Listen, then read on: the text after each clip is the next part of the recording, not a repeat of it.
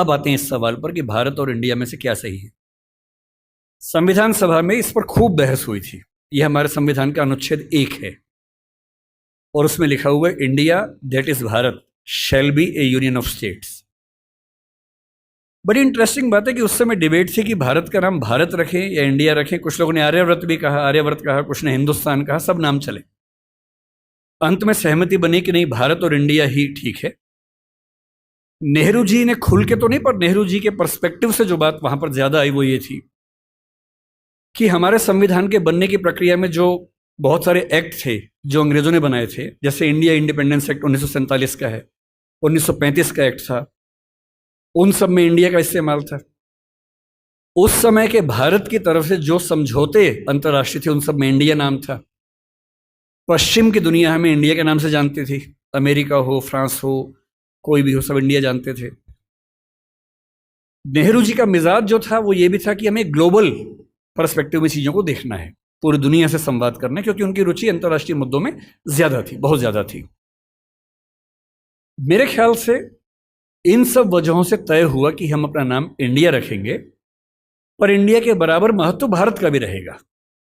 तो लिखा गया India that is Bharat. India जो कि भारत है, राज्यों का एक संघ होगा।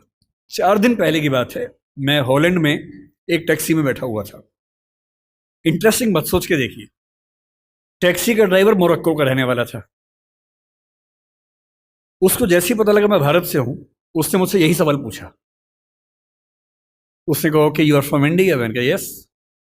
We are listening to a debate India और Bharat, what do you think? मैं बड़ा चकित कि ये मोरक्को का आदमी हॉलैंड में रहता है, इसके मन में ये सवाल आ रहा है। तो मैंने कहा कि ये तो राजनीतिक कारणों से हुआ है, लेकिन बात अपने आप में सही है।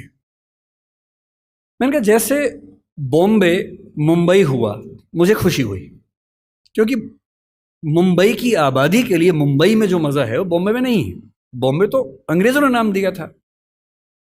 कोलकाता को कलकत्ता अंग्रेजों ने किया, तो बंगाल के लोगों ने कोलकाता कर दिया उसको। दिल्ली को दिल्ली के लोगों ने दिल्ली कर दिया, दिल्ली ही बना के रखा हुआ है, DILLI, ये होना चाहिए। काहे के दिल्ली भाई, हम क्यों दिल्ली बोलेंगे दिल्ली को?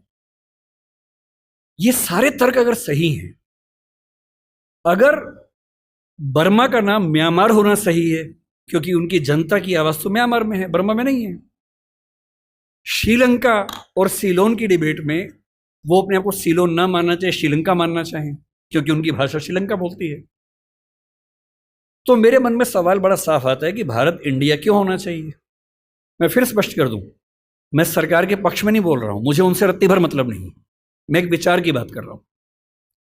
और मैं जब संविधान पढ़ाया करता था, अनुच्छेद 1 पढ़ाते हुए मैं हमेशा बोलता था कि मुझे चुभन होती है ये पढ़ते हुए कि इंडिया दैट इज भारत।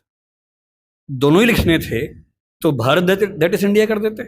अगर दोनों ही लिखने थे, ठीक है, दोनों रखें, क्या दिक्कत है। इंटरेस्टिंग बात इसके बाद है, मोरक्को के उस ड्राइवर ने उसके बाद पता है क्या कहा, हिंदी में अगर बताऊं, बोले अच्छा अच्छा ये मामला है, अब समझ में आया। फिर बोले कि बड़ी इंटरेस्टिंग बात है, हमारा नाम मोरक्को पड़ गया फ्रेंच लोगों की वजह से।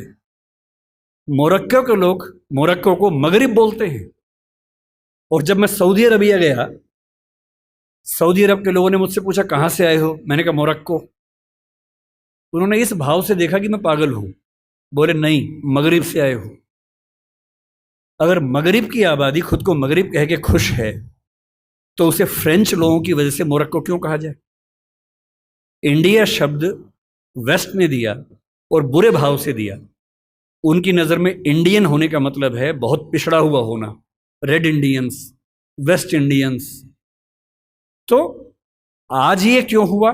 मैं समझता हूं कि राजनीतिक निहितार्थ है और उस राजनीति में मेरी रुचि जरा सी भी नहीं है, लेकिन ये आज हो या कभी भी हो, मैं इस पक्ष में हूं कि देश का नाम देश की भाषा में होना चाहिए और देश की भाषा भारत के पक्ष में है।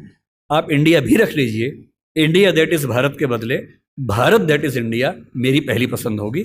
मुझे इंडिया से दिक्कत नहीं है, पर भारत मेरी पहली मोहब्बत है।